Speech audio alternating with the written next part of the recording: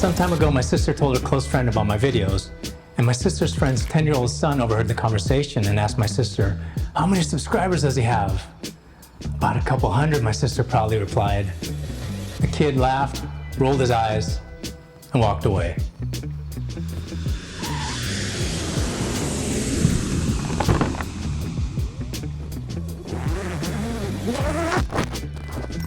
My video ideas typically come when I'm out running. And usually they're bad ideas. Bad in the sense they're random, topics people aren't likely to search for, and at times they're just too specific to my own personal interests. But, to get me excited to film, you can film like this. My video ideas typically come when I'm out running. Or you can film like this.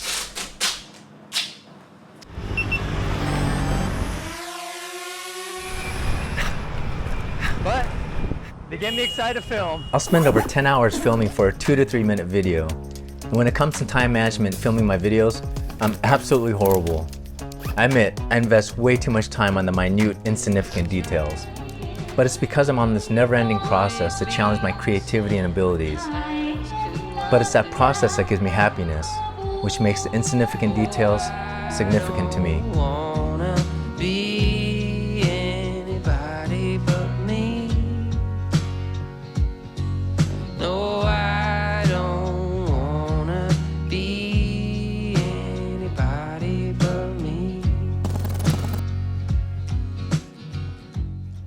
Time for the magic sauce, aka editing. Early on, I was so mesmerized by all the incredible editing talent on YouTube with all the swooshes and whooshes. But then I started noticing, I was so mesmerized, my videos started looking like cheap imitations of theirs, so I stopped watching theirs.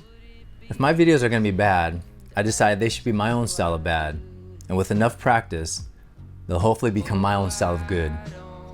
Enough so that my sister will be proud enough to share them.